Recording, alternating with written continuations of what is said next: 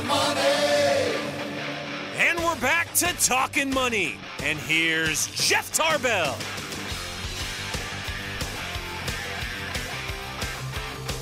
Don't take a big bite of a chocolate chip cookie when that guy goes in. Here's Jeff Tarbell. They are good, though. Their diet. Their diet.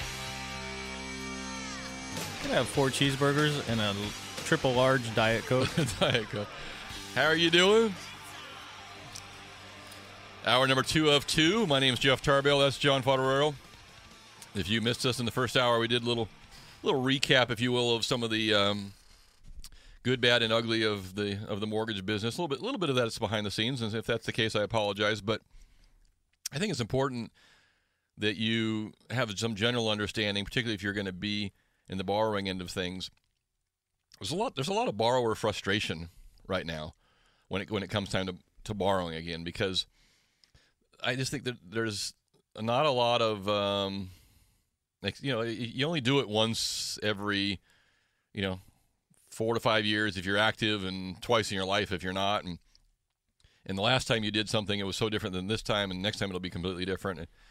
And I just think it's important that you, when you come into our world, if you will, that you have some general feel for what's going on and how incredibly tied our hands are getting, and how uncreative we're going to be allowed to be, and how unflexible. And I have clients that have multiple properties, and in the past, I would you would like anybody, if the guy says, hey, I want to do 4 loans at one time instead of 1.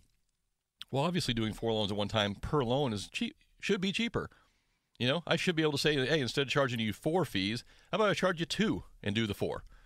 I make a little bit more money than I normally would doing 1, and you get a better deal. You can't do that kind of. Right. You just can't do it anymore. And the stuff that we're being asked to do, and provide, and reprovide, and verify the documentation, it's frustrating as all get out. And it's so hard because the rules are just constantly changing, and what was acceptable yesterday is not acceptable tomorrow, and it's frustrating. And you get into, I've got some clients this week. You get into the refinance world is not as bad. I mean, it's not as frustrating, maybe only because there's no additional pressure on you for having to close on a certain timeline, and you're moving your houses and all that other added stress. So the refinances tend to be a little bit less stressful. Not any less documentation, just less. The pressure's off a little bit, a little less fire under the feet. Right. But the purchases, I mean, and people look at you like, what in the hell are you asking me for this for? I mean, why? How come? Why is this? I already gave you this. Why is this not good enough? Because and what happens is and I can only say that to you this is that when you come into somebody to get some financing, you know what? Do not try to hide anything. I mean, and I think, and I don't think they're trying to be deceptive in many cases. I just think that they figure, well, if they don't ask, I won't say. It'll come up. It'll come up.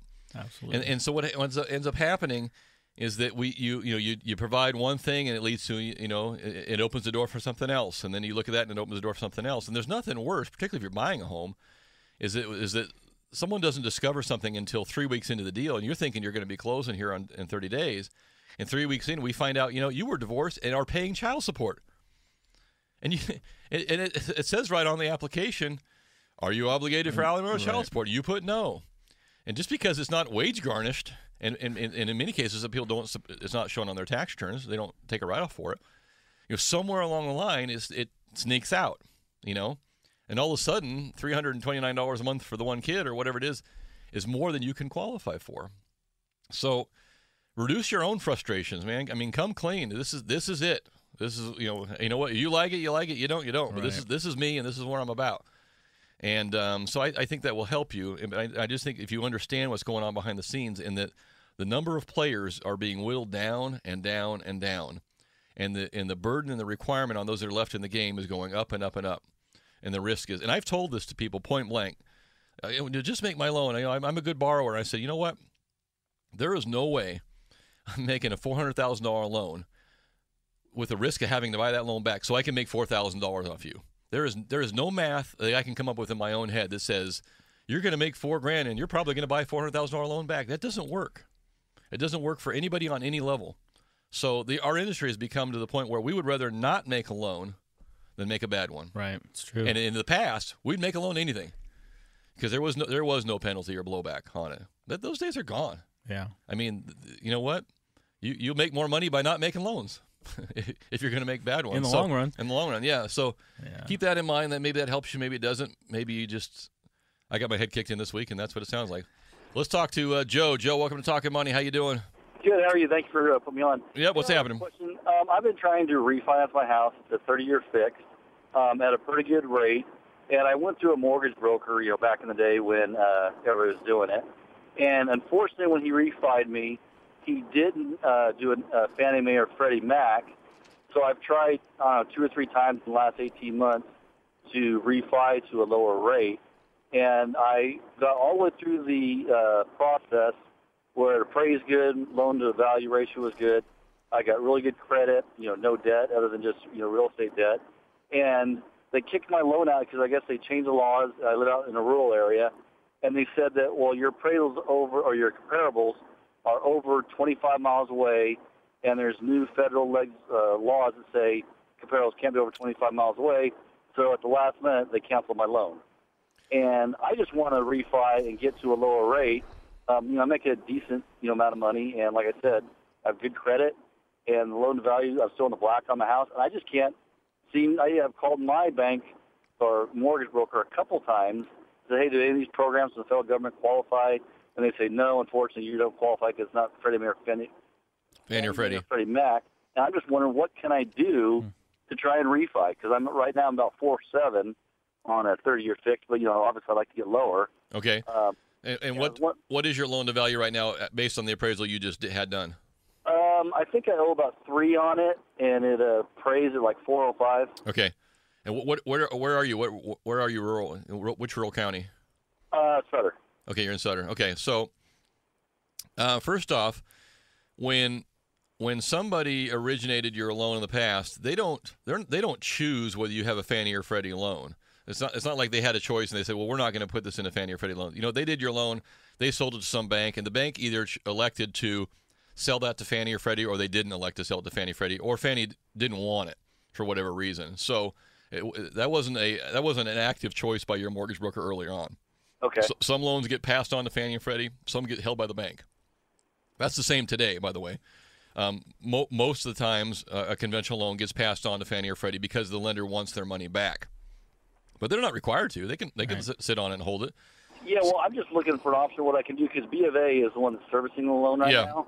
And I've called them numerous times and said, no, you're not behind on your payments. You're not upside down on the loan. All these things, if I had screwed up and didn't make my payments or whatever, I'd be fine. They'd be giving me money, but because I'm paying my monthly payment on time every month, I can't seem to get anybody to finance my loan. You're not in anywhere near any kind of a hardship case. I mean, at 4 3/4 on a 30-year fix, you're only about 3/4 out of the market right now. So if you don't pull it off, it's not the end of the world. Right. Second of all, you do have equity. The problem you have is that you're in an area that your house may be very nice on 40 acres, and the next really nice house on 40 acres is, like you said, as a crow flies, 25 miles away. And I'm not aware of any quote unquote federal law that says you can't have a comps 25 miles away. It really comes down to what the appraiser, how they document their appraisal and how they describe what's going on. Certainly, every lender in the world would like to see a house in a cut and dry subdivision that this house is the same model as this house and the same model as this house, and they're all 4 feet away, so we know exactly what the other 3 sold, so we know what yours is worth. But we were going to underwriting, and everything was perfect, and it was going to slide right through. At the last minute, they said there's this new federal rule that your comparables cannot be over 25 miles away. Okay, so let's do this, Joe. I'll tell you what. Email me a copy of your appraisal during the week. And my email is jeff@jefftarbell.com. Email me a copy of your appraisal if you have it. Let me take a look at it. I'll have one of our underwriters take a look at it and see whether it's just a bad appraisal or there's something that's that in there that can't be done. Because it seems to me, I'm going to put you back on hold, and I'll get your information too. And what we'll do is I'll have someone take a look at that too. I am not an underwriter, so that it could very possibly be, and I'm not doing a lot of appraisals right now or properties that are 25 miles apart from one another. So I'm not going to sit here and say that that's not accurate. I think, but I've done a lot of rural stuff. Yeah, I haven't heard any federal new laws. Yeah, but it doesn't mean it's not out there. And generally, what you hear about the rural properties is not the distance.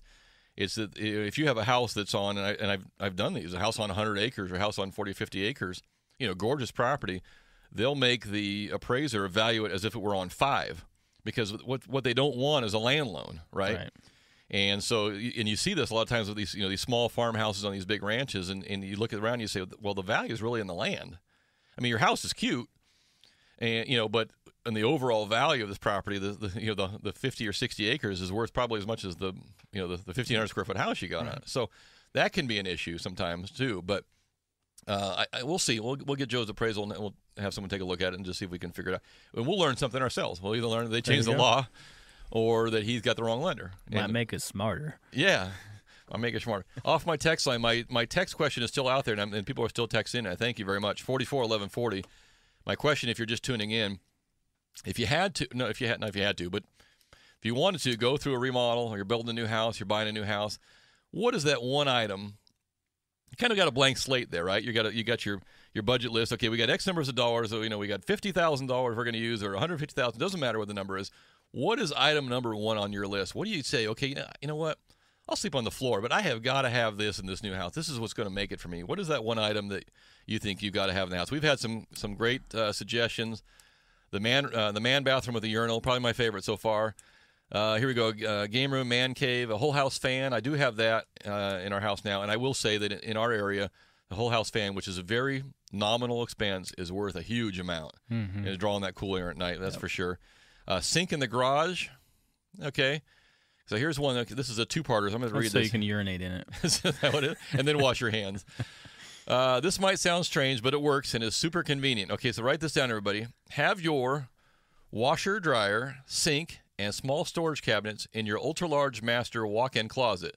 So effectively, you're combining your laundry and your master closet into one space. Is there a urinal in there or not? and a barbecue? So I mean, I get that. I mean, you just take your laundry out of the thing and you throw it back in the closet next door to it. I don't know if I want my washer and dryer banging around in my master closet unless they're not in my room. So I don't know. I have not seen that.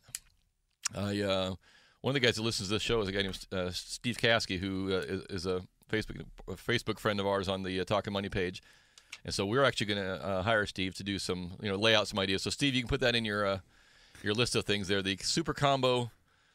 Washer, dryer, sink, closet, microwave, and urinal in the same. That's called an apartment, I think. That's what that is. It's all one apartment. So let that go a little bit at 441140. You can text us. I think I figured out what mine is now. Okay. It's going to be part of the next quiz question, though. Oh. Yeah. Part of the next quiz question? Yeah. Well, okay. I got a couple minutes. We'll wait. It'll keep us on pins and needles. I did see this, so let me know if this is we're on the mortgage topic. They might as well just keep rolling on down that trail. So this is a proposal by some counties and some cities in the state of California. Let me know what your thoughts are on this, whether you think this is a good idea or not. They are working with a San Francisco-based outfit of venture capitalists called Mortgage Resolution Partners. Local governments aiming to keep underwater homeowners in their properties would seize and restructure the mortgages by cutting their loan balances and then refinancing them in government-backed loans. So they were talking about using almost like a I just went blank on the term when they can eminent domain. It's basically a form of eminent domain. They're going to seize your property, basically get rid of the existing lender. As I read this, because the people that are up in arms are the people that are in the bond world, the lenders on these loans. So they're going to take over your property through eminent domain and restructure your mortgage with somebody else. Now, does that mean that the restructured mortgage, the money, proceeds from that go to pay off the old lender, or are they just wiped out? Probably some of the funds go back to the old lender, but they get whatever they get.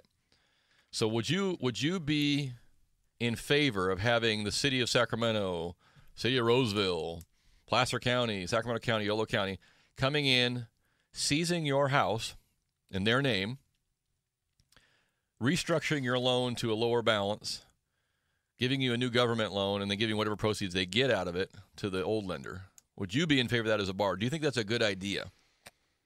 And do they maintain part of the property now, ownership? No, it goes back to you. They're trying to keep you in your house. So this is a proposal that's been talked about now for a week or so. So what do you think? 339-1140, 1-800-920-1140. You can text me at 441140. Do you think allowing your local municipality to seize your house under like an eminent domain type of a proceeding and wipe out your existing loan and put a new loan on there for you, is that good for you? And is it good for the rest of us?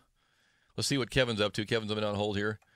Hey, Kevin, welcome to Talkin Money. How you doing? Hey, thanks, Jeff. You got me thinking of something else now. I wanted to say, originally talking to you, I just got off the phone with somebody, and originally talking to you, I wanted to say a wood stove. Man, Okay. I had to have this wood stove, $1,800. Got it from a fireplace company on, a guy used to be in the Marines on Fulton Avenue. Yeah.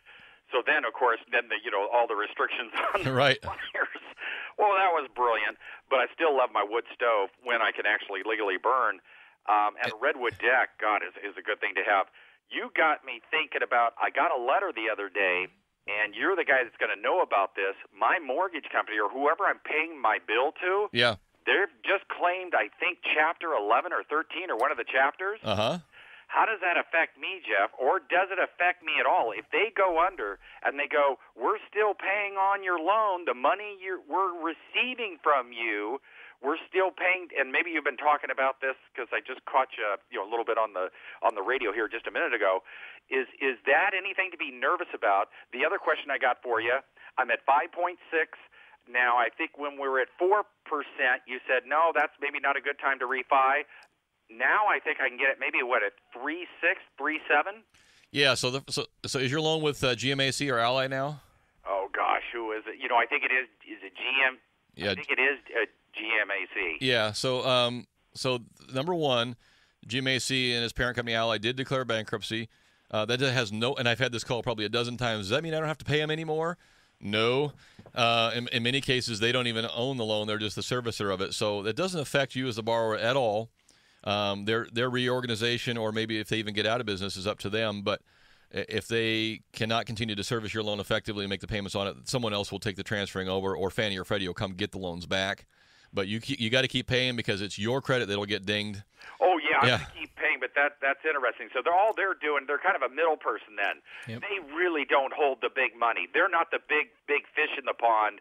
They're bringing the food to the big fish in the pond. Yeah, they could be. They might own it. They might not. It's hard. Okay. It's hard to tell. But in many cases, they're just collecting for Fannie and Freddie. I think you're right, because they did mention another company who sounds like they're the people that are actually receiving the money. They're taking in the money, but it's not the people that are taking in the money. It's not really going to their account. They're distributing it to another company. Okay, very good. And then should you, if you're at 5 5/8 right now, I would say yes, you probably should consider taking a look at a refinance now, because you probably get yourself somewhere in the high threes, Kevin. Oh, okay. And now I would drop my payment is, which, gosh, well, I got a dinky little house, but say my payment right now is about $653. That's with insurance. What would that drop me down, do you think? Yeah, it's hard to say sitting here. I don't know, but if you go to my website, which is the JeffTarbell.com site, there's actually a mortgage calculator on there. Okay. You can actually just put in 3.875 in your mortgage balance, and it'll give you a new payment there. Okay, will do. All right, Kevin, thank you very much. Thanks, Jeff. Appreciate it. Yeah. Let's go to Mike. Mike, welcome to Talkin Money. How you doing? Hey, Jeff, I'm doing great. Thank you for providing the service on Saturday morning. Nope. People have choices. Very good. What's happening? See, well, I disagree with government taking over any mortgage and getting involved in anything. Okay. I'm an elected politician. I'm going to tell you this, Jeff. Government moves slow, and once they take over your mortgage, to be able to have anybody to be accountable, to talk to, if any future problem arises, it just won't happen. No, I agree with that. That's good information. Yeah, I think that what the proposal is here, if I'm reading it right, is that government will take it over, restructure it, and then turn you back over to another lender at a new lower balance with a new lower payment and keep you in the house. So they're just trying to prevent you from foreclosure. But I'm with Kevin. Kevin, I appreciate that. Or Mike, excuse me, I appreciate that very much. We'll put Mike on hold. We'll give Mike a pair of River Cats tickets as well. And I appreciate that very much, and that comment, particularly if you're elected official. So he's on the backside, see?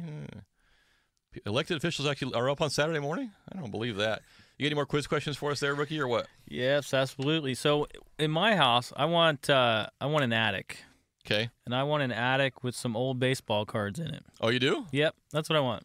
Okay. I What do think you you just gave away our quiz answer. No. You didn't? No. Okay, go ahead. 339-1140, 1-800-920-1140. What was our quiz question So then? Carl Kisner, Uh-huh. he went up in his dad's attic and his grandfather's attic and found these baseball cards. Mm-hmm. He thought, hey, these are pretty nice. How much are they worth? So what year are they from? Like 1980s baseball card? Around 1910. Oh. So Carl Kisner found a box of 1910 baseball cards. And what's the value of them? Yep.